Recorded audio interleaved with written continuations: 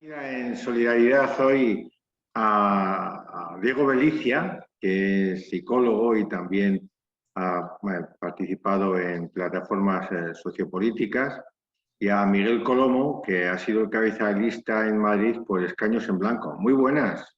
Hola, buenas. Muy buenas, ¿qué tal? Bueno, ¿qué tal te han salido las elecciones, Miguel? No eres el presidente, ¿no? No. Por poco, pero no, Bueno. no. ¿Cómo has visto? Vamos a hablar de las elecciones en Madrid, dos personas que hemos estado lejos, pero que nos han interesado mucho, porque primero habría que decir esto, ¿no? ¿Han sido unas elecciones habituales o eran unas elecciones en las que estábamos todos los españoles metidos? Pues la verdad es que yo desde Madrid no te sé decir cómo estabais desde fuera, pero yo creo que sí, lo que se ha recibido, lo que se ha percibido desde aquí es que eran unas elecciones en clave nacional y tremendamente polarizadas. Y de hecho, si ya eran unas elecciones que eran pues bastante polarizadas, desde que se metió Pablo Iglesias ya esto fue una locura. Y Pablo Iglesias además movilizó de forma salvaje tanto a los de un lado como a los del otro. No solamente a los suyos, movilizó a todo el mundo, que luego él lo ha reconocido y ha dicho que a lo mejor no fue una buena estrategia, pero bueno, en cualquier caso, casi un 80% de participación. Y sí, yo creo que estáis un poco hartos, ¿no? Por ahí fuera de Madrid, de las elecciones de Madrid, todo el rato, ¿no? No. A ver, Diego, que es más... No. Yo, fíjate, hay una cosa que a mí me llama la atención en esto, que es que es evidente, ¿no?, que hay grandes polos que atraen la atención en nuestro país. Uno de ellos es Madrid, otro ha sido Cataluña, es decir, que las elecciones de Cataluña, que han sido en febrero, también han parecido o se han vivido, ¿no?, como en esta dinámica de qué influencia va a tener en la realidad del país, ¿no?, y en el devenir nacional.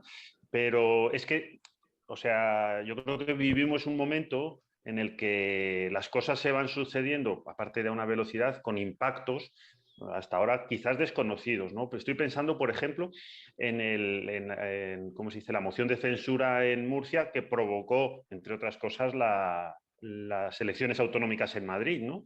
Es decir, que sitios como Murcia o Castilla y León, el lugar en el que yo estoy, con poca relevancia a nivel nacional, sin embargo, pasan cosas que tienen impacto en ese sentido, ¿no? Y bueno, hemos estado tan atentos a la moción de censura de Murcia, pues casi como a las elecciones en Madrid, ¿no? Y Es esto como a la abstención ayer de Castilla-León. Es que esto que ha dicho Miguel me parece curiosísimo. Yo creo que hay un muy interesante interés por la política de las otras comunidades. Hoy se habla de eso. Ayer Castilla-León se abstuvo.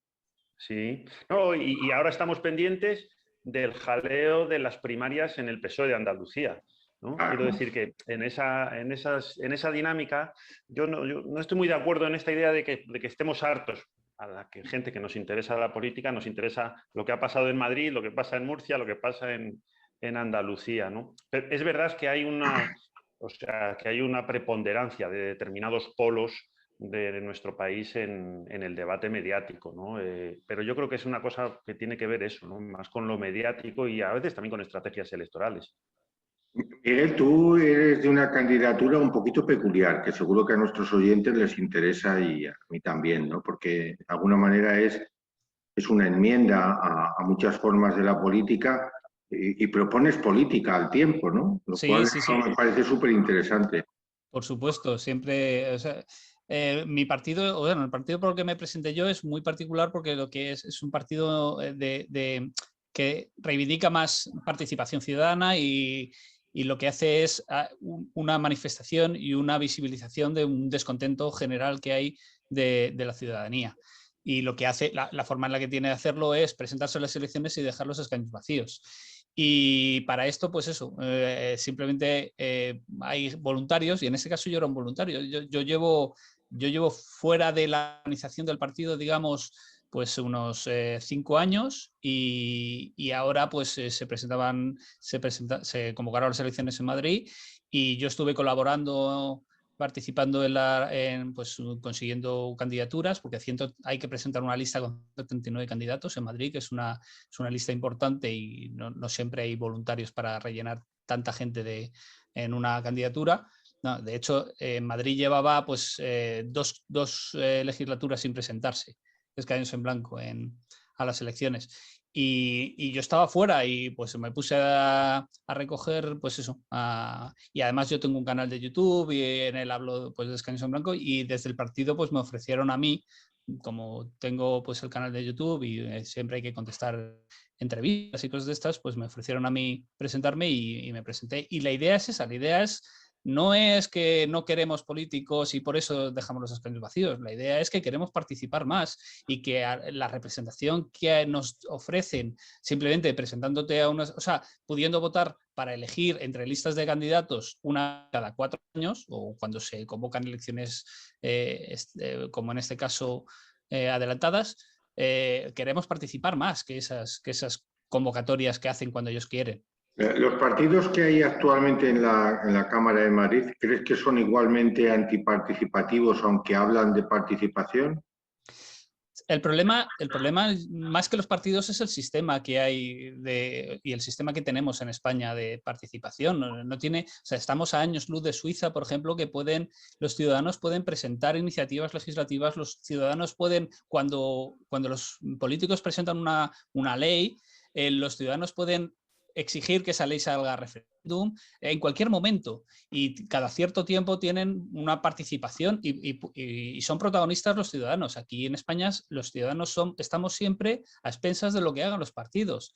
Y algún partido alguna vez dice que quiere cambiar esto, pero en realidad necesitan una mayoría y siempre se escudan en que el resto no quieren para no cambiar nada. Y llevamos así 40 años y creo que es hora de que empecemos a cambiar las cosas. ¿Cómo lo ves, Diego? No, iba a preguntarle a Miguel que en este sentido la experiencia vuestra también supone que esa participación, ¿no?, que la gente que os aglutináis en torno a escaños en blanco, pedís, de alguna forma también exige una responsabilidad y un trabajo, ¿no? Entre otras cosas, por ejemplo, el haber recogido firmas, un montón de firmas para poder presentaros a estas elecciones. ¿Cómo habéis hecho eso?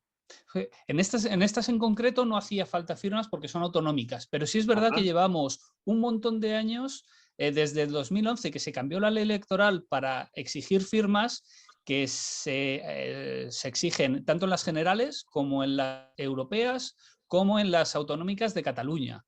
Y eso quiere decir que básicamente cada año ha habido que recoger firmas desde el 2011 hasta ahora. O sea, prácticamente todos los años. Y es una barbaridad. Y se está desgastando mucho a los partidos pequeños, y lo que hace es impedirse presentarse a las elecciones. Y lo decía antes, o sea, para presentarte a estas elecciones hace falta 139 candidatos. Se presentaron 23 candidaturas, que son relativamente pocos. Ya el simple hecho de tenerte que presentar a unas elecciones no es sencillo. Y después hubo 3 candidaturas que no consiguieron los 139 candidatos y fueron descartadas para las elecciones. O sea, sí que hay un proceso y va más, además, por parte de los partidos establecidos para expulsar a iniciativas más pequeñas. Y esto es un problema democrático muy grave. Y ahora mismo, por ejemplo, se cambió la ley en 2016. Todos hablamos de la financiación de los partidos y ahora Vox tiene una demanda por financiación irregular y cosas así. Y entonces los partidos en 2016 decidieron cambiar la ley. Y entonces uno dice, claro, pues para perseguir más a los partidos grandes que pueden estar haciendo esas cosas. Y no, la ley se cambió para perseguir más a los partidos pequeños. Se incluyó a todos los partidos pequeños. Sí, esto además no lo dice nadie porque, claro, como los partidos pequeños no tienen apenas repercusión ni peso en los medios, pues de esto no se habla, pero se cambió la ley en 2016 para exigir a todos los partidos presentar, aunque no hayan tenido ningún gasto, a presentar una serie de cuentas al Tribunal de Cuentas de los partidos. Con lo cual, el Tribunal de Cuentas de los partidos se va a dedicar a revisar cuentas de partidos pequeños que no tienen ningún gasto, ningún movimiento económico o un movimiento económico mínimo que no llega a los 1.000 euros, por ejemplo, se va a tener que dedicar a revisar esas cuentas en lugar de centrarse en revisar las cuentas de los grandes partidos, que son los que tienen posibilidad de hacer grandes negocios. Negocios, movimiento de dinero negro, financiación irregular.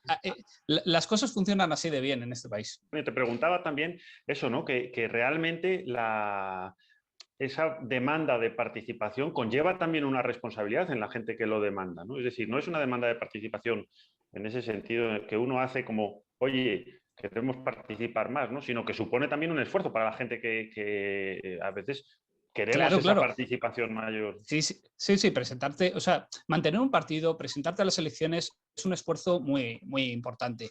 No es gratuito. Y claro, o sea, desde el momento en que te estás presentando, estás movilizándote, estás, pues eso, haciendo un trabajo de difusión, tú te estás implicando en la política, ¿no? Es justo lo contrario de desentenderte de la política. Es una forma de participación.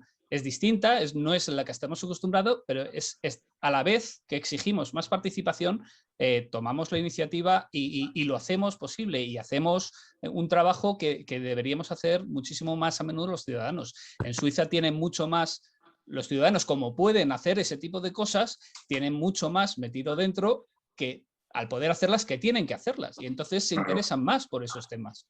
Y no es cualquier cosa como ha pasado, por ejemplo, en el Ayuntamiento de Madrid, se hacían votaciones ciudadanas sobre qué se hacía con un parque. Pues a lo mejor eso a la gente no le interesa y entonces la participación ahí es muy baja. Es, pues, por ejemplo, pues el tema de la electricidad de ahora o el tema de la ley Mordaza, que los ciudadanos, sin necesidad de pasar por los representantes elegidos en las urnas, directamente exijan un referéndum o propongan una iniciativa de ley.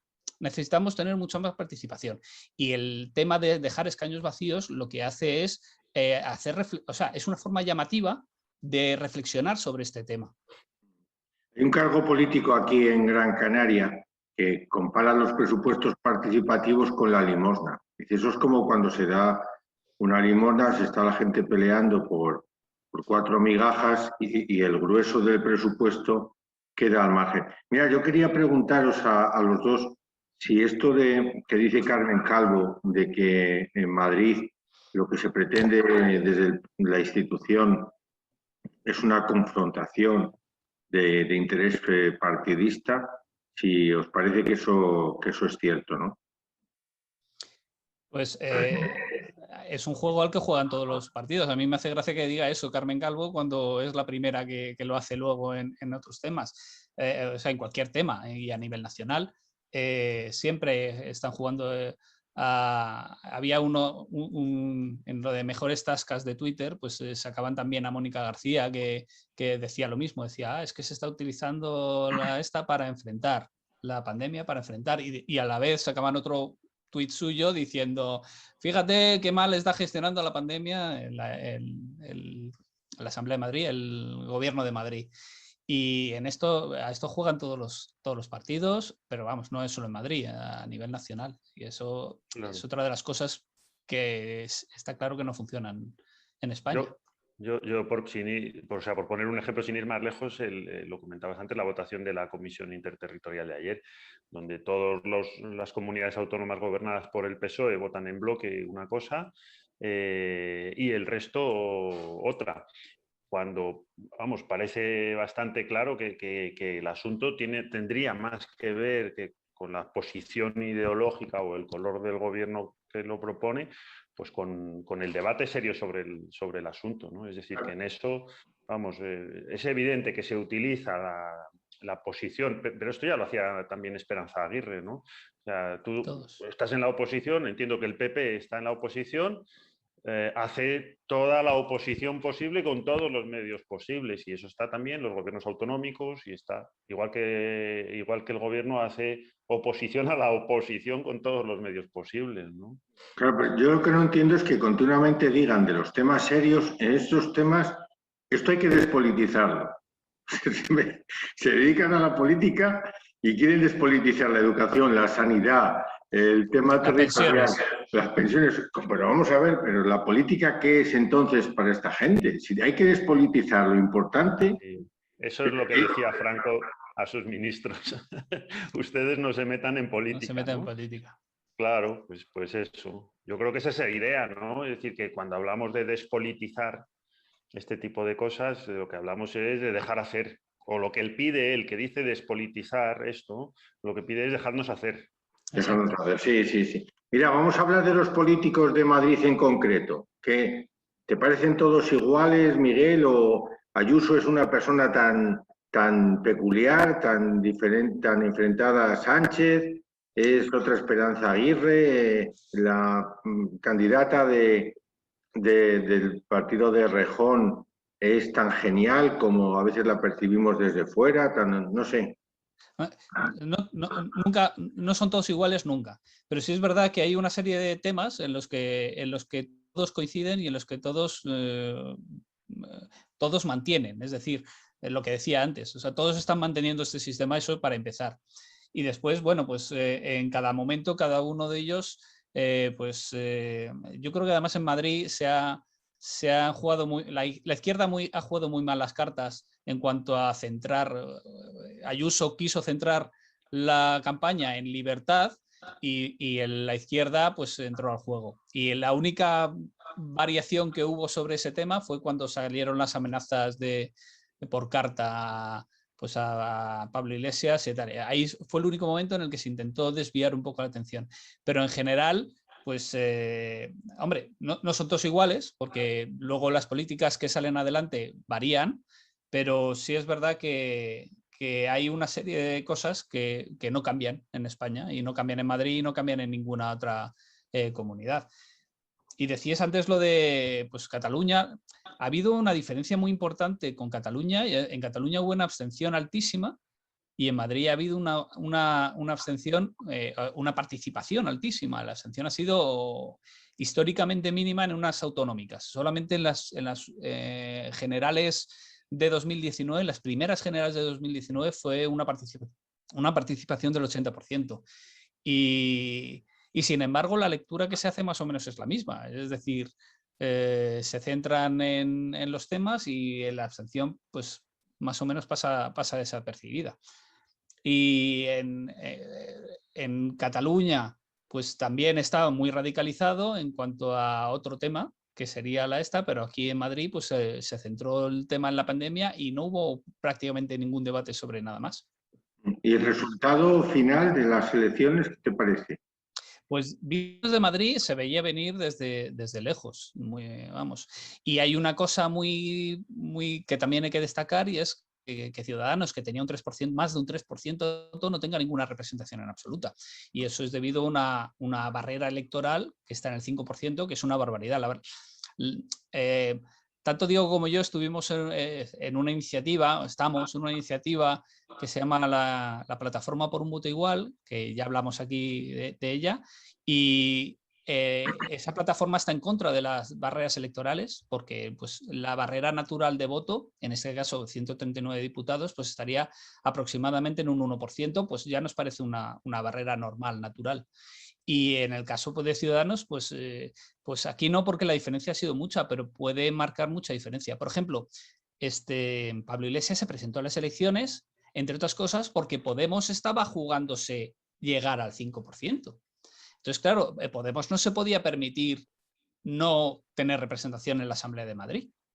Entonces, eso es lo que impulsa a Pablo Iglesias a presentarse a las elecciones en Madrid, sobre todo. Eso y querer salir del gobierno. A lo mejor sí también. Oye, de todas formas, hay una cosa de los resultados, no sé cómo lo veis vosotros, que a mí como una clave de interpretación, ¿no? Que no sé si es muy acertada, pero a mí por lo menos es la impresión que me ha producido. Y es que de alguna forma han salido bien parados no sé si los discursos, ¿no? O las acciones coherentes. Pienso, por ejemplo, en Ayuso, ¿no? Con su discurso contra el gobierno, la libertad, tal, que ha sido coherente un poco con la posición que ella ha mantenido en estos años, ¿no? Y la otra posición coherente, me parece, ha sido la de Mónica García en su trayectoria al frente, o sea, en la Asamblea de Madrid. Los que desde fuera hemos podido seguir, hemos visto una trayectoria bastante coherente, incluso en la negativa a ir en coalición con Pablo Iglesias, ¿no? Y sin embargo, han salido mal parados, me parece, las actuaciones que han sido como incoherentes, ¿no? Pienso en la de Gabilondo, cuya estrategia de campaña ha sido desastrosa a todos los niveles y además completamente contra su forma de ser natural. Quiero decir que yo creo que se le ha notado completamente fuera de lugar. Seguramente eso tiene que ver con los asesores del marketing político y con dejarse llevar. Y Pablo Iglesias, el otro gran incoherente que, de alguna manera, ese movimiento de ahora me vengo a Madrid, salgo del gobierno, desplazo a la que ha sido hasta ahora cabeza del partido en la Asamblea de Madrid, ¿no? Y ahí incluyo también un poco la parte de Ciudadanos, ¿no? En el sentido que de alguna forma Ciudadanos ha estado a una cosa y a la otra, apoyo al gobierno, critico al gobierno, cambio en Murcia, pero no sé qué, ¿no? Para mí ha sido como una pequeña clave bueno, no sé si es algo quizás que yo he querido ver más que sea la realidad. No, sí, yo creo que hay cierta parte de eso. También ha habido una parte de suerte, porque cuando se hacen las elecciones, pues en Madrid la incidencia de la pandemia ha sido más baja. Y sí es cierto, hay otro tema además, y es que en Madrid se ha percibido mucho un ataque externo hacia Madrid y Ayuso representaba la defensa de Madrid. O sea, Ayuso en muchos casos se visibilizaba como la defensora de Madrid. Y el PSOE, por ejemplo, se le percibía como que atacaba a Madrid. Y yo creo que eso también explica los malos resultados de Gabilondo. Yo no sé si en el fondo es la misma dinámica que a veces vivimos o vemos en las comunidades donde el nacionalismo tiene una fuerte implantación, ¿no? Es decir, que la representación, el gobierno en ese caso, ¿no? Nacionalista, por ejemplo, estoy pensando en Cataluña, ¿no? Se convierte como en el representante, no el representante político que lo es, sino como en la identidad, ¿no? O el que equivale a esa identidad nacional en Cataluña, por ejemplo, y es la misma dinámica de yo defiendo Madrid, soy la encarnación de Madrid y los otros son los que atacan Madrid, ¿no? Es la misma dinámica que en el fondo me parece Sí, que lo que niega es como la pluralidad, ¿no? sí, sí, Y a veces se extrae también, perdona, a veces se extrae también el debate de las cosas, de las cosas que tienen que ver con eso, ¿no? Con la sí, gestión política. con la gestión política, exacto. O sea, se centra el tema pues, en cosas muy concretas y se olvida de todo lo demás. En el caso de Cataluña, pues se centra todo en el nacionalismo y es una comunidad que está paralizada absolutamente en cualquier otro tema. Y en cuanto a Madrid, pues eso, una de las cosas que se decía era, ¿cómo se llamó? La bomba del virus o algo así, que eran bombas víricas. Entonces, claro, eso que se promovía además mucho pues, desde el PSOE, pues en Madrid pues dolía y molestaba sobre todo eso. Y Ayuso por su parte pues decía pues la culpa es de Barajas que no se ha cerrado y cosas así.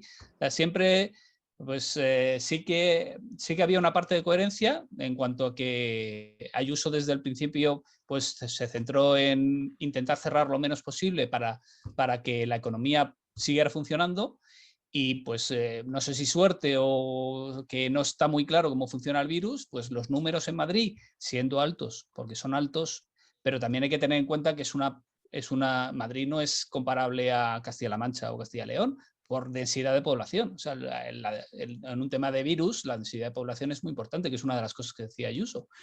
Y claro, en ese sentido, incluso decía Ayuso que en Europa se estaba reconociendo pues, el funcionamiento de Madrid y cómo había y la respuesta de Madrid. O sea, el ataque que se hacía desde la oposición era siempre contra el virus y la defensa que se hacía desde el gobierno era precisamente la misma, era respecto al tratamiento del virus.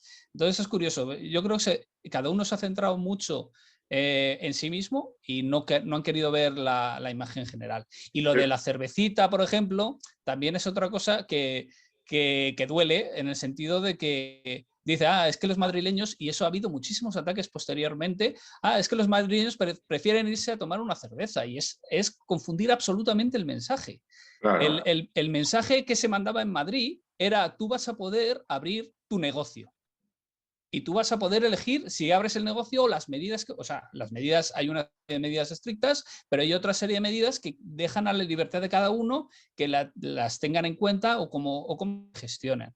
Y eso se transformaba fuera de Madrid en, fíjate, los de la cervecita. Y eso se realimentaba. Entonces la gente de Madrid pues, se cerraba más y la gente de fuera pues atacaba más. Y esto es una cosa, una estrategia que está fomentada por los partidos. Y los ciudadanos muchas veces entran al juego y no deberían entrar. Esto es lo que quería yo preguntar precisamente. ¿Hasta qué punto veis que la sociedad comparte esta misma polarización promovida por los partidos? Este forofismo que tenemos respecto de nuestro propio partido, la gente lo tiene muy metido o es apariencia y puede cambiar. Bueno, yo pienso que hay un pequeño núcleo de la población, de lo que tú llamas forofa de su partido, un pequeño núcleo. Y a lo mejor quizás con un eco más amplio del que había antes. Es un grupo, creo que es más pequeño que el que había antes, pero a la vez con un eco mayor por las capacidades que tienen hoy las redes sociales, ¿no?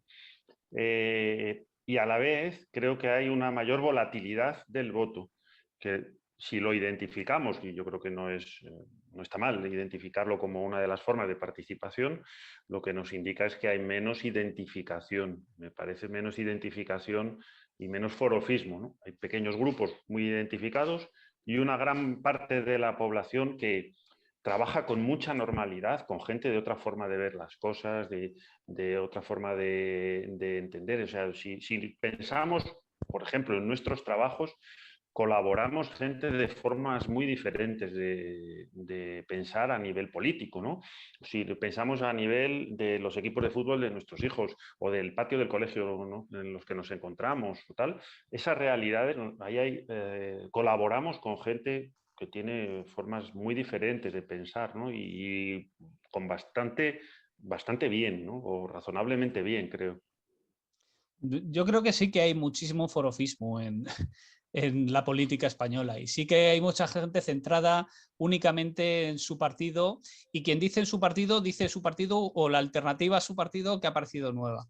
Yo no creo que haya tanta volatilidad del voto porque al final siempre hemos tenido un bipartidismo de PP-PSOE y ahora tenemos un bipartidismo de derecha-izquierda. Y los bloques más o menos tienen el mismo tipo de votante y hay menos, trasvase de un lado al otro que podría parecer. En las elecciones en Madrid concretamente sí que ha habido mucho trasvase de la izquierda a la derecha, al PP. Y sí que ha habido concretamente mucho votante del PSOE que se ha pasado a votar al PP. Pero yo creo que eso ha sido precisamente por lo del ataque.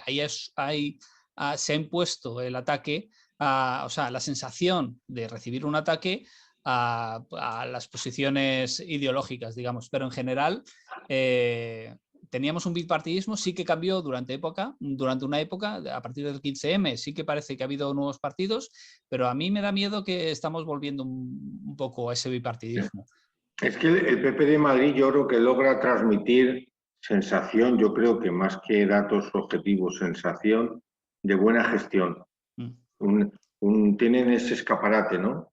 Aparte de que en general el PSOE es bastante desastroso en la gestión, pero no siempre avalados por los datos, el PP sí que logra transmitir, no sé si la jugada incluso del Zendal tiene que ver con eso, más con un escaparate.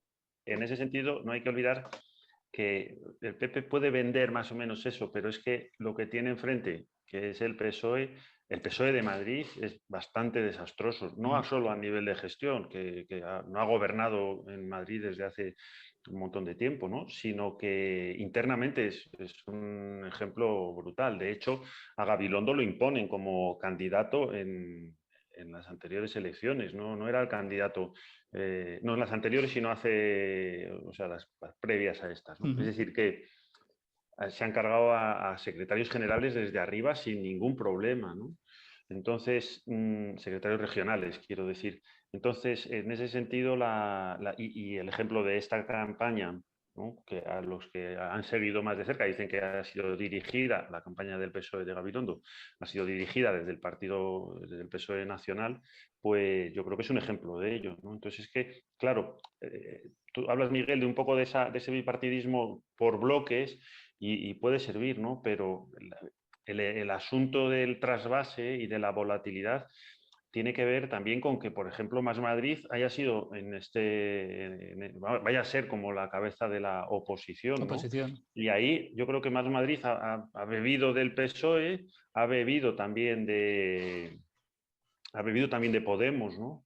Y en parte me parece que eso tiene que ver bueno, pues con mostrar como una cierta fiabilidad, ¿no? Y yo creo que es curioso, ¿no? Y es otro dato a analizar, que a lo mejor luego, si queréis, es otro hilo del que tirar, la importancia o la diferencia entre lo urbano y lo rural en este sentido, ¿no? Porque yo creo que la experiencia de Más Madrid no es muy extrapolable a otros lugares donde quizás haya menor densidad de población, haya, bueno, más población rural, bueno, con otras dinámicas, ¿no? Ahí creo que tiene mucho que ver los personajes. Tanto Carmena como Errejón tienen un aire, Pablo Iglesias tiene un aire más bien que genera rechazo, y no me extraña que se vaya más a la comunicación y a tirar piedras por aquí y por allá, ¿no? Yo creo que o sea, eso está clarísimo. Pablo Iglesias a lo mejor genera mucho apoyo desde sus votantes, pero delante de todos los demás genera un rechazo que no genera Errejón o que no lo genera, desde luego, Mónica García. Yo creo que sí que la gestión del PP se ha percibido desde Madrid como buena. Y lo que decía antes, que a lo mejor han tenido un poco de suerte. Por ejemplo, lo del Cendal, hubo una crítica salvaje al Cendal, y resulta que en Valencia hicieron un hospital provisional, digamos, y salió volando porque hubo una tempestad. Una ventolera. Claro, una ventolera y salió volando. Entonces, claro, y en ese momento no se atacaba tanto al hospital provisional que se había hecho en Valencia, y sin embargo el Cendal recibía un ataque tremendo. Y sin embargo, pues aparentemente, pues la estrategia del Cendal, al menos visto desde Madrid, y yo no me meto en los datos, pero la apariencia de datos, desde luego, que era lo que decía Eugenio, se ha percibido como muy buena gestión. Y yo creo que eso es lo que han votado. Y sin embargo, en el PSOE, es lo que decía Diego, el PSOE desde el tamallazo en Madrid ha sido desastroso. No ha habido un representante del PSOE en Madrid digno en décadas. Nada, cero. Madrid es un erial en cuanto a defensa, o sea, en cuanto al PSOE. Y sin embargo, Mónica García ha dado un aspecto, lo mismo, un aspecto de gestión, un aspecto de seriedad muchísimo mayor que el que pudiera dar Gabilondo, por ejemplo, o Pablo Iglesias, desde luego. Además, Pablo Iglesias venía del gobierno y sin haber cambiado grandes cosas y sin haber tenido grandes logros. Entonces decías, pues si vas a venir aquí a hacer lo mismo que has estado en el gobierno, pues tampoco. Y sin embargo, Mónica García sí que ha despertado una cierta ilusión y una cierta. Y después el mantenerse separado de Podemos por parte de Más Madrid ha sido un acierto. Y yo creo que lo que debería hacer Podemos, y ahí ya me meto en temas que no son míos, pero bueno, que lo que debería hacer Podemos en Madrid es decir, mira, la representación que tiene Podemos, porque no hay ninguna diferencia ideológica importante entre Podemos y Más Madrid, es una división absolutamente artificial. Podemos debería decir, no, yo desaparezco de aquí, me retiro y que sea Más Madrid la que gestione esto. Y a lo mejor eso sí que hubiera impulsado muchísimo más a Más Madrid para conseguir, pues, que Ayuso no consiguiera el poder, que al final era el objetivo de Podemos, digamos. Lo que pasa es que yo creo que en ese sentido eso, ¿no? Egos aparte, ¿no? Claro. Egos aparte y problemas de relación personal aparte, pero yo creo que eso Pablo Iglesias no lo podía, entre comillas, hacer porque su batalla no era tanto Madrid como con el PSOE nacional, ¿no? Entonces, de alguna forma, esto es interpretación, el intento de forzar una candidatura fuerte en Madrid va en la línea de evitar la medida de lo posible, unas elecciones anticipadas a nivel nacional. Es decir, yo creo que la jugada de Pablo Iglesias de presentarse es una jugada contra el PSOE, no contra el PP de Madrid, el fascismo y bla, bla, bla, sino es una jugada que lo que intenta es evitar una fuerte presencia del PSOE que anime a convocar unas elecciones anticipadas, cosa que había un rum bastante fuerte antes de las elecciones de Madrid. Pero yo creo que en esa línea, en esa estrategia, o sea, en esa línea, en ese objetivo, la estrategia ha seguido siendo mala, porque el resultado de Podemos ha sido muy malo. No, Claro. No ha sido tan malo como si hubiera sacado menos de un 5% y hubiera desaparecido en Madrid, que sí que seguramente habría propiciado unas elecciones anticipadas, o a lo mejor no, porque a lo mejor implicaba eso perder el poder a nivel nacional, ojo.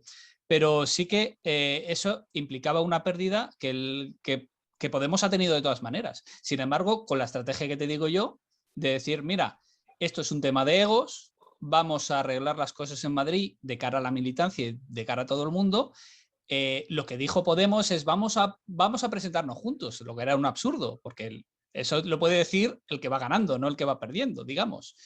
Y Sí. entonces lo que tenía que haber hecho Pablo Iglesias es, mira, Podemos renuncia voluntariamente a presentarse en Madrid con el objetivo de que entre todos seamos capaces de quitar. Y quedamos a disposición de Más Madrid y de Mónica García, ni siquiera de Íñigo Rejón. Cómo se disponen las listas, nos ofrecemos a ir en sus listas o lo que sea, pero siempre desde una posición de humildad y siempre desde una posición de cesión. Pero claro, hablar de humildad en política es ciencia ficción. Bueno, es una más generosidad lo que planteas importante.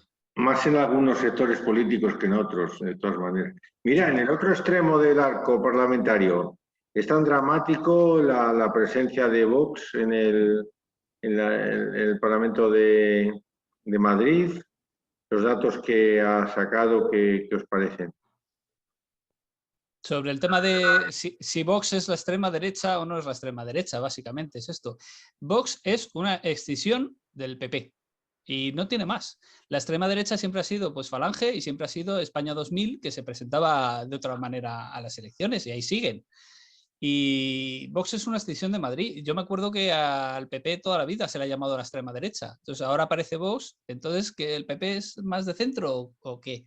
No acaba de tener mucho sentido. Y entonces eso, pues Vox se ha ido normalizando y se seguirá normalizando. A Podemos, con Podemos pasó exactamente lo mismo. Podemos era comunismo extremo y era la izquierda radical y era el tal. Pues bueno, yo creo que eso entra dentro de los discursos. Vox es un partido constitucional, es un partido legal y tiene una representación que será la que consiga. Y después hay otra cosa en el tema de Vox que yo creo que pesa muchísimo, y es que Vox es el único partido que está ahora mismo en contra de la ideología identitaria y de una posición, o sea, y de una posición unánime en todos los partidos de apoyo a una ley que tiene muchas cosas que mucha gente en la población de todos los del todo el aspecto ideológico, de todo el marco ideológico, cuestiona en profundidad. Y ayer se aprobó una ley que decía que si una mujer pone una denuncia contra, bueno, no es exactamente una mujer, es un progenitor, pero en la práctica, tal y como está el sistema, que una denuncia por parte de una mujer al padre, al hombre, automáticamente hace que el padre no tenga ni siquiera derecho a visita a de los hijos. Y cosas como esta, que se aprobaron ayer, el único partido que está en contra es Vox, y Vox está pescando muchísimos votos ahí. Y hasta que no salga un partido de izquierda que cuestione algunos de los puntos de la Ley Integral de la Violencia de Género y de el Ministerio de la Igualdad, que en realidad es el Ministerio de las Mujeres, pues Vox seguirá pescando peces en ese río. Además, ahí hay una cosa que a mí me parece que es una conclusión también de estas elecciones, y es el hecho de que los resultados del PP han sido tan buenos y los de Vox han sido, vamos a decir, dentro de lo normal, que el peso político de Vox, Vox va a tener poco peso político en esto, ¿no? teniendo en cuenta que además Ayuso dentro del PP no encarna la parte como más moderada y tal, ¿no? Que podría ser a lo mejor Feijóo o así, ¿no? Sino que Ayuso es vista más cercana también a esa línea como más dura, ¿no? Pero de hecho, pues el hecho de que no vaya a haber consejerías, o sea, que no vayan a estar en el gobierno, que no vayan a tener la presidencia de la Asamblea, yo creo que a Vox le quita en ese sentido peso de cara al desarrollo político, ¿no? Y luego hay otra cosa que a mí me parece, y apuntabas, Miguel, que es que siendo verdad la importancia que tiene la política en la vida de las personas y de las sociedades, a la vez a veces yo creo que perdemos de vista que las personas van cambiando, los ciclos van cambiando y las cosas van transcurriendo, ¿no? O sea, Podemos era como el gran enemigo tal, y ahora está en el gobierno, Pablo Iglesias ha estado, se va a ir, ahora queda Yolanda Díaz, vendrán las siguientes elecciones, no sé si continuarán o no, quién ganará, pero es fácil que cambie el ciclo, vendrán otros, a lo mejor gobierna el PP con Vox y las cosas van transcurriendo, ¿no? Yo siempre me acuerdo en este sentido de una cosa simpática que me pasó en casa con mi hija mayor el día que ganó Donald Trump las elecciones, las primeras, las segundas las perdió, ¿no? Sí, las que ganó. Que claro, pues cuando suena el despertador a las 7 de la mañana y oye, venga, va, ¿qué tal? Ella que nos despertábamos con la radio en casa, pues dice, oye, no me voy a levantar porque va a ganar Donald Trump y se va a acabar el mundo, ¿no? Entonces, es esa idea un poco de se va a acabar el mundo. No, el mundo no se acaba. O sea, influyen las decisiones políticas y el transcurrir, ¿no? Pero la vida continúa. Y es importante en ese sentido entender que los ciclos van cambiando, las personas van cambiando, ni Vox es el enemigo del mundo, ni lo es Podemos, ¿no? Yo creo que en eso me parece que una buena tarea que podríamos hacer es, entre comillas, normalizar un poco más las diferencias ideológicas, de forma de ver las cosas y abordarlas con un poco más de naturalidad. Lo que pasa es que la guerra electoral esto lo hace difícil. Luego, yo quería saber vuestra opinión respecto de quién vota a Vox. ¿Es eso de que le han votado tantísima gente trabajadora y tal? ¿Eso cómo lo ves? Eso, bueno, iba en línea de lo que decía antes. O sea, la gente trabajadora, hay mucha gente trabajadora que si la campaña de Podemos fue el niñas, niñes, niños, niñes, pues la gente trabajadora dice, mira, yo tengo problemas muy gordos ahora mismo y esto no me está representando a mí en lo que yo quiero hacer. Y sin embargo, Vox sí que es muy populista en ese sentido y sí que busca lo que la gente está más harta y va por eso. Y en unas elecciones que han sido terriblemente polarizadas, terriblemente, Vox ha conseguido un escaño más. O sea, en realidad podía haber sido mucho peor si las elecciones no hubieran estado tan polarizadas. Pero lo que es radical es la desaparición de Ciudadanos. O sea, Ciudadanos, que era compañero de gobierno, ha pasado de ahí a no tener nada. Hay dos dinámicas que yo sí que me gustaría señalar en relación con esto. Una, la dinámica muy habitual y independientemente del color y de la situación política coyuntural, en el que en un gobierno de coalición el mayoritario se acaba comiendo al pequeño. Esto es muy frecuente. Es muy frecuente, independientemente, eso se ven en ayuntamientos, en comunidades autónomas, etcétera, ¿no? Y luego hay otro aspecto en relación con la pregunta que hacías, Eugenio, y es que sí parece que el voto de Vox, o sea, Vox recibe un voto más plural a nivel de renta, ¿no? En función de la renta, más plural, es decir, recibe más o menos el mismo porcentaje de voto independientemente de la renta en todos los sectores de la población que el PP, que sí tiende a subir a medida que sube la renta. El porcentaje de voto que recibe el PP tiende a subir a medida que sube la renta. El de Vox parece que se mantiene de una forma bastante equilibrada en todos los niveles de renta. Y el del independentismo catalán está en los altos niveles de renta. Ese sí. Vamos con la ley electoral, aunque ya nos quedan pocos minutos. Ya has apuntado algo, Miguel, de la ley electoral, que no es justo dejar fuera a Ciudadanos por el tope. Es decir, que si no tienes un mínimo de ¿cuánto? Del 3% del voto regional, no del hay. 5. De 5. Es que del 5, para que nos hagamos una idea, Podemos estaba ahí en el límite de llegar o no llegar al 5%. Imaginemos que Pablo Iglesias no se presenta en Madrid y que efectivamente Podemos se queda en un 4,9%. Lo que está diciendo esto es que hemos dejado fuera del reparto de representación al 10% de la población del voto. O sea, ni siquiera de la población. De la gente que vota al 10%. Pero pensando en los oyentes y en mí mismo, el número de diputados, estamos hablando que puedes pasar... el mínimo es 5 diputados, 6 diputados. 7. 7. 7. O sea, 7 o 0. Exacto. O sea, de 139 diputados que hay en la Cámara, pasas de tener 7 a tener 0. Y de hecho, por eso en las encuestas había mucha gente que no lo entendía. Decía, ¿cómo puedes dar una horquilla de 7 o 0 escaños? Y era eso. O llegas al 5% o no llegas al 5%. ¿Y qué más cosas habría en la ley electoral que sean injustas? Pues en concreto en el caso de Madrid, en este sentido, en cuanto a la ley proporcional, no habría muchas más cosas. Hay una serie de cosas importantes, pero a nivel de presentación de candidaturas. Por ejemplo, a efectos prácticos solo se han presentado 6 candidatos y sin embargo había 20 candidaturas presentándose. Y esto no es cuestión de decir, bueno, pero es que en realidad...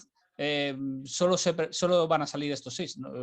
Eso es una cosa que tienen que decir los ciudadanos. El problema es no hay una página web en la Comunidad de Madrid en la que tuvieras las 20 candidaturas. Por poner un ejemplo. Una cosa que es súper sencilla y que democráticamente sería absolutamente lógica, una cosa tan sencilla como esa no la tenemos. Y eso pasa en Madrid y pasa en toda España y en todas las comunidades. No hay una página web en la que digas, mira, tenemos unas elecciones y estos son los candidatos. Tenemos unas elecciones y vota a estos 6. Y eso es una cosa que es tremenda. Sin olvidar otra cosa que es que incluso sería más democrático y más económico el hecho de que la propaganda electoral o la información electoral fuese enviada a todos los ciudadanos con todas las candidaturas. Es decir, no sería tan difícil enviar un sobre con decir, mira, estas son las 20 papeletas que te vas a encontrar el día de las elecciones, ¿no? Y nos ahorraríamos bastantes subvenciones a la propaganda electoral, que son de las subvenciones más golosas en ese sentido, por cuantiosas, que afectan solo a los que han conseguido la representación, con lo cual... De hecho se hacen las subvenciones las subvenciones a publicidad postal, al correo postal, van aparte del resto de subvenciones. Es decir, los partidos reciben una subvención por campaña electoral y aparte una subvención específica para el correo postal. Y lo reciben, pues en este caso, los 6 partidos que han tenido representación, o los 5 partidos que han tenido representación. En lugar de eso, lo que dice Diego, el Estado, o en este caso el Gobierno de Madrid, manda una única carta a todos los madrileños con información de todas las candidaturas. Primero, es más democrático, porque has conseguido informar de verdad quién se presenta a las elecciones. Y segundo, es más económico, porque en lugar de mandar 6 cartas a cada sitio, estás mandando solamente una. Además, en el caso de Madrid, solamente te dan representación si superas el 5%, sin embargo, las subvenciones te las dan si llegas al 3%, que es curioso. Es como si los partidos que hacían la ley dicen, mira, vamos a guardarnos las espaldas, no vaya a ser que nos presentemos a unas elecciones, nos demos el batacazo y encima tengamos que pagar toda la publicidad electoral y no nos den dinero. O sea, parece como una salvaguarda que se han puesto ahí los partidos que hicieron las leyes. Pero en el caso de Madrid pasa eso. Pero si te vas fuera, tienes circunscripciones. El tema de las circunscripciones que hay en las elecciones generales lo tienes en otras provincias también. En Asturias, incluso, que es una sola provincia, lo han dividido en 3 circunscripciones artificiales. ¿Y esto para qué hace? Decíamos que el 5% es una barbaridad. Bueno, pues sin barrera electoral, en otras elecciones autonómicas, la barrera es mayor que el 5%. Y la gente se queda fuera con un 7% de voto, con un 8% de voto. No porque haya una barrera que te deja fuera, sino porque al dividir por circunscripciones, la necesidad de sacar más porcentaje de voto aumenta. Y cosas como esa, en la ley electoral, pues hay unas cuantas. Y el tema de publicidad, por ejemplo, en los medios de comunicación oficiales, quiero decir, estatales. Solamente se habla de 6 cuando... Y esto está respaldado por la ley electoral en el sentido de que, más que por la ley electoral, por la Junta Electoral, el que se da más visibilidad a los partidos que sacaron más votos en las anteriores elecciones. Y esto es un absurdo, cada elección es una elección nueva. Entonces lo que tienes que hacer es dar igualdad de oportunidades a todos los partidos que se presentan, por ejemplo. Muy bien, Diego, si quieres alguna cosa, que se nos va el tiempo. No, nada más, que ha sido un placer charlar con vosotros. Pues nada, seguimos y que la solidaridad y la democracia sigan avanzando y que cuenten con nosotros. Muchísimas gracias, Eugenio, por la invitación.